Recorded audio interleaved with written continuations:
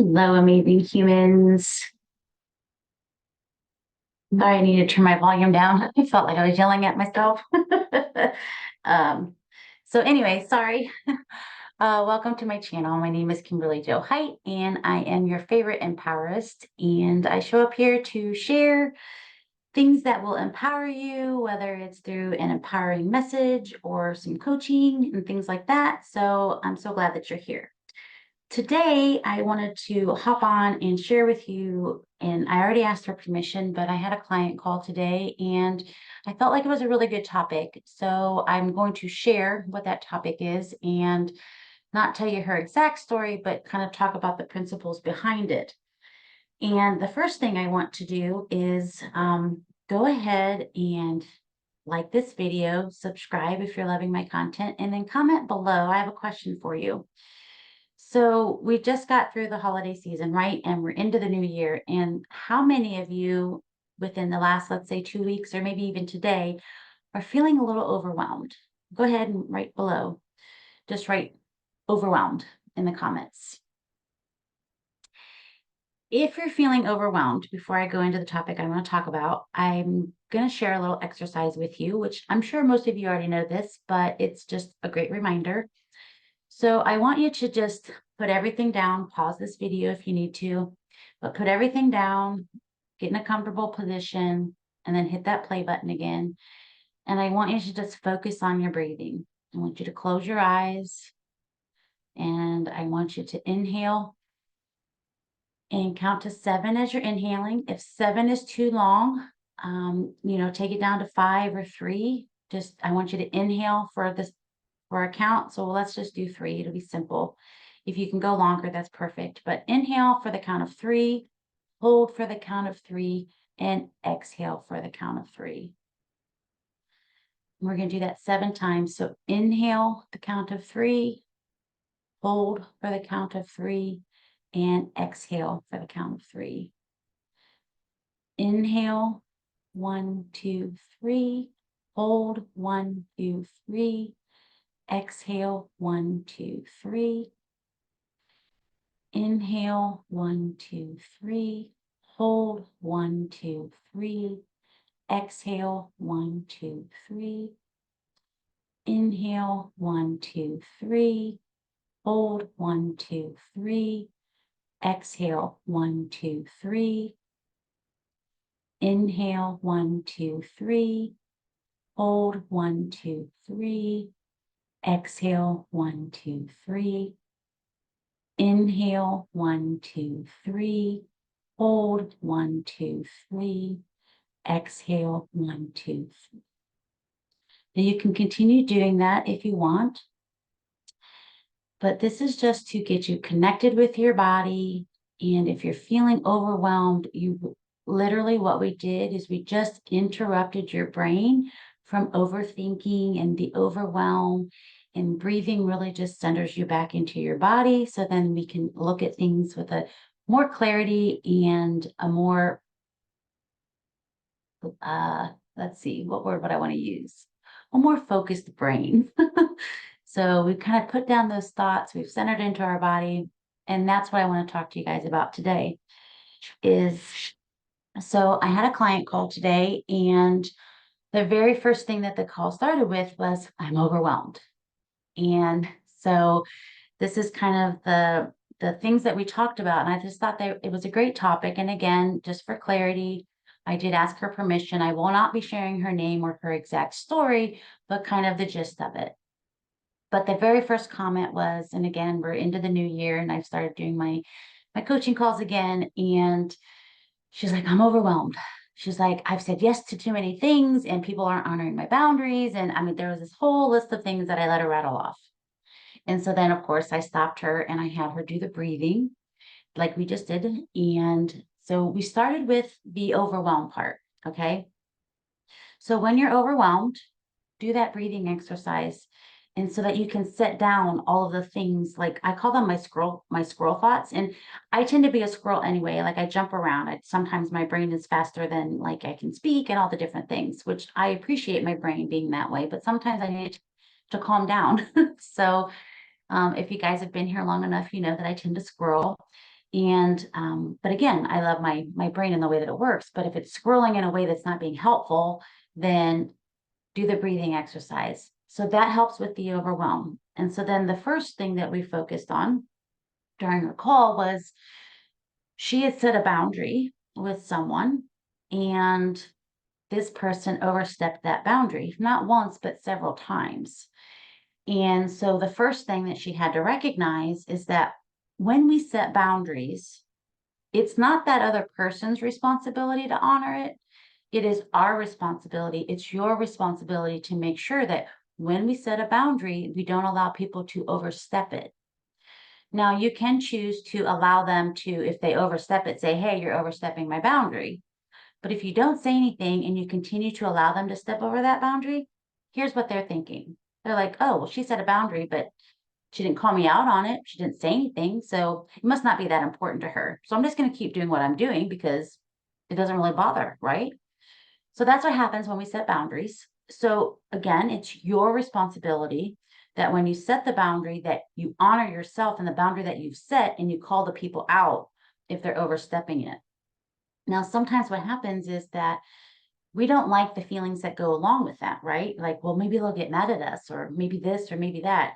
Those things don't matter. If the boundary is important to you and you're honoring yourself, the most empowering and powerful thing you can do for yourself is to hold those people accountable for overstepping your boundary. And the only way that your boundary will become a boundary is by stepping into the person who holds the boundary and make sure that the people in her life or his life don't cross that boundary. And if they do, calling them out on it. And you don't have to necessarily call them out on it. You can just choose not to, one, allow them to be a part of your life, or you can give them a warning, or again, you can just be firm in saying, look, you're overstepping my boundary. We've already had this conversation. Don't do it again. And I actually, I think when I was younger, I kind of had a three strikes rule and you're out. And so when I set boundaries, and this was actually, this was during high school in my early 20s before I went through a whole lot of different things, but I had the three strikes rule and you're out, or you're kind of done. But I would set my boundary and then I would say, okay, you're overstepping my boundary. So it didn't start with like three. Like I set the boundary, and if they overstepped it, I said something. If they overstepped it again, I would say something. And then I would tell them, like, look, you have one more opportunity. If you overstep it again, we're done. Like this relationship is done. I don't need this in my life, and you're not honoring, what it is that I need. And so at that point, I think when my younger days, I kind of felt like, am I being a bitch? But no, this is a boundary. And I'll give you an example of what that boundary was. High school, people gossip, high school is just this whole weird phase. But I know for me that it was like, if I was with one group of friends or was with one friend, if they could talk about another one of our friends to me, that meant that they could go and be with that person and talk about me. So it's kind of like, I don't know, backstabbing or talking behind somebody else's back. And I didn't like that. And so that was one of my boundaries. If you can do that with me, then you can do it when I'm not here. And I'm not going to tolerate that. So if you have a problem or an issue with a specific person, you need to go tell them or have that conversation with them, not with me. So that was a boundary. And that's, again, the three strikes rule. So that's something that you can do if you're working on setting boundaries, because setting boundaries sometimes it can feel very uncomfortable. And until you start honoring yourself and saying, yes, this is important to me. This is a boundary that I need to honor for myself and for my own mental well-being, for my own health, for whatever reason. And you don't even have to explain why you have it, the boundary that you have, which leads me into the next topic. So we worked on the overwhelm, and then we talked about the boundary, and she took full responsibility. She's like, you're right. I set this boundary. I allowed them to overstep it, and they continue to overstep it. And it's my responsibility to say, look, I set a boundary, you're not honoring it, and this is my final warning. Like this, I'm done. So now that we've got the boundaries out of the way, she had made a promise. So here's what happened with the overwhelmed. A lot of things were coming up that she said yes to. And then based on all of not really thinking about it, all of these things were unraveling within the next 2 or 3 days. So she said yes to all of these these things or these requests or these favors or however you want to put it. And now she's like, how do I get out of them? And so she was trying to, and here's again where the conversation was going. I need to do this, I need to do this. And I said I would do this and I would do that. And I need to be here at this time and here at that time. And so it was just very overwhelming. Well, once we got through the overwhelm and we focused on the boundaries, now we were focused on, okay, what can I do that makes me feel better? Like, what can I let go of to make me feel better? So, one of the things was having to travel somewhere. And, so there was travel time, and then there was the event itself, and then the travel back time. So, the question is that something you feel that you can do, or is there an alternative or another solution? And that you could travel there on a different day to do what was being asked of you. So we worked through that. And she's like, yes, there's solutions. So we talked about that and we went back and forth. And she goes, this is what I feel comfortable doing, and this makes me feel better. Okay, great. So then we come back to the next big thing that she said yes to. And so we talked about that. And I said, okay, so you tell me what you think the solutions are. And here's where she got tripped up. She's like, well, I said yes. And I said, okay, but you can change your mind. And here's what the thing that I think I want to point out or like to hit home for you is that even though you've said yes to something, you're allowed to change your mind. I mean, that's the beauty of being able to change your mind, right?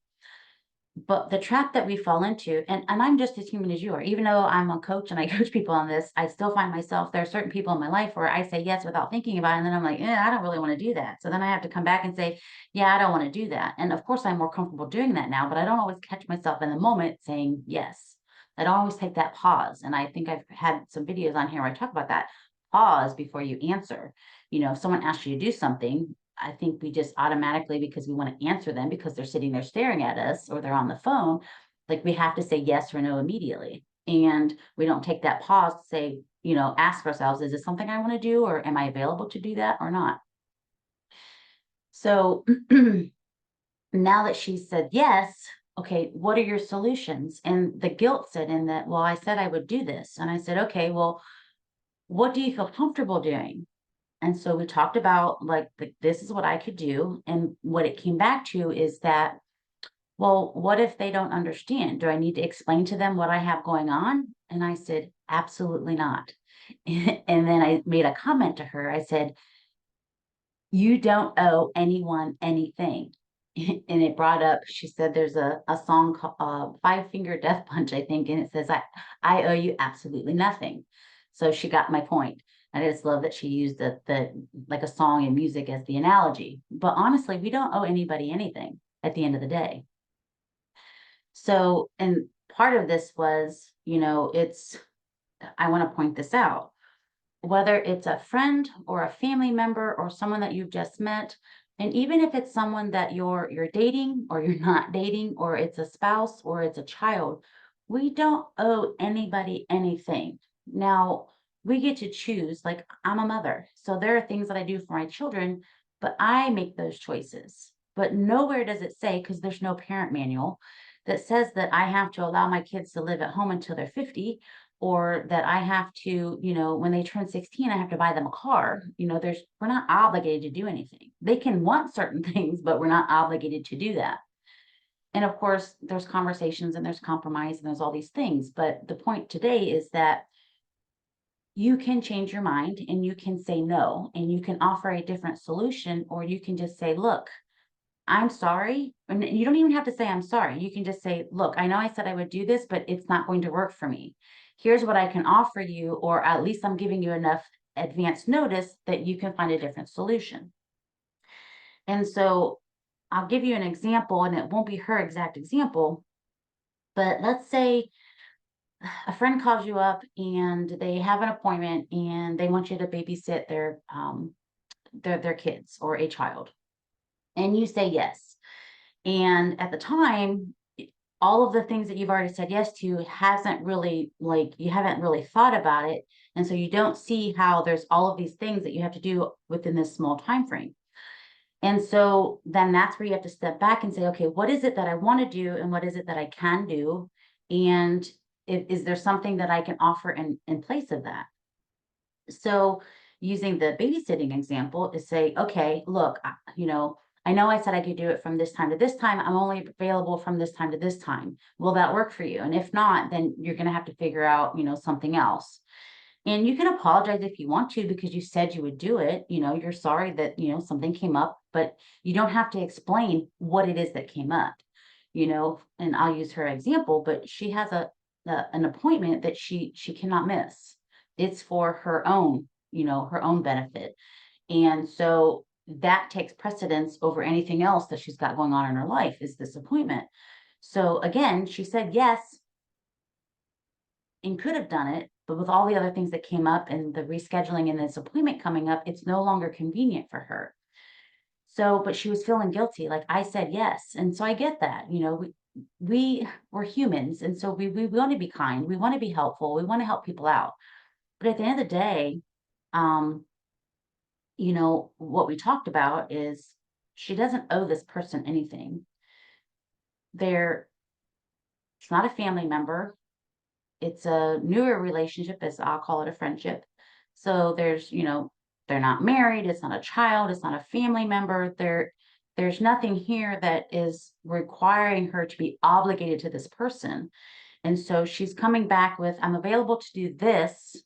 And if that doesn't work, you have enough time to figure something else out. And that was very uncomfortable for her to do. And so I don't just leave my clients hanging out there, but we walked through, okay, what does she feel comfortable saying? And here's where she got, well, should I tell this person that this is why? And I'm like, it's none of their business why, unless you feel like you want to tell them. But here's where people get tripped up. You explain it or justify it because you feel like you have to, because you don't feel like you're worthy enough to just say no. And so we worked through the message or the conversation. And then while we were actually on the coaching call, she sent the text message saying, this is what I can do. And you have plenty of time. If this doesn't work, you have plenty of time to determine that, without any explanation as to why she couldn't do the exact schedule that they had requested. And in the long run, again, I used a different example, but let's say you're babysitting someone's child. You didn't have that child, and it's not your responsibility to make sure that that child is taken care of.